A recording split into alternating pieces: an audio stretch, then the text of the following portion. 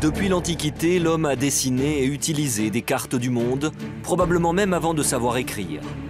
Ces représentations de la géographie ont ainsi évolué à travers les siècles, au gré des innovations technologiques et scientifiques. Pourtant, le 9 novembre 1929, une découverte aurait remis en question la connaissance de l'homme sur son environnement et sur son histoire. On a retrouvé une carte roulée sur l'étagère poussiéreuse d'une bibliothèque de Constantinople en Turquie. Cette carte avait disparu depuis 1513. Elle avait été dessinée par un Turc, l'amiral Piri Reis. Cette carte a été réalisée à l'aide d'une vingtaine d'autres documents, parfois plus anciens, datant de l'époque d'Alexandre le Grand et même avant. La carte est dessinée sur une peau de gazelle et malgré ses 400 ans, la représentation de l'ouest du monde est intacte. Pourtant, un détail surprend. La carte montre le sud de l'Amérique et l'Afrique avec exactitude. La carte intègre déjà un nombre très élevé de connaissances géographiques et scientifiques. Les positions géographiques sont effectivement parfaites, à un détail près.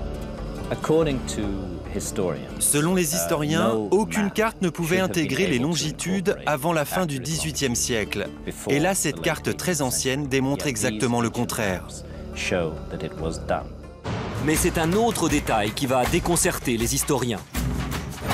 Ce qui est étrange, c'est que la carte montre avec précision des parties de notre planète que personne n'était censé connaître en 1513. Elle indique l'Antarctique. L'Antarctique au pôle Sud. Comment expliquer que le continent ait été représenté sur cette carte à cette époque, alors que sa découverte ne date que de 1820? Et ce n'est pas tout.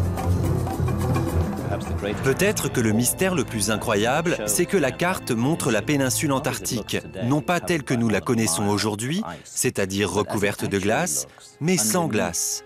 Or, nous ne sommes en mesure d'affirmer que l'Antarctique était dépourvue de glace que depuis 1958. Si c'est bien le cas, comment autant d'éléments peuvent-ils figurer sur cette carte à une époque où les connaissances géographiques n'en sont qu'à leur début? Plus récemment, on a comparé la carte à des vues de l'espace prises par satellite. Une fois encore, la correspondance est troublante. La carte aurait-elle pu être établie du ciel? Et si cela était l'œuvre d'une entité supérieure? Même si aucune de ces thèses n'est cautionnée par la communauté scientifique, les interrogations suscitées par l'existence de la carte Piri Reis nous rappellent combien notre connaissance de l'humanité peut être fragile.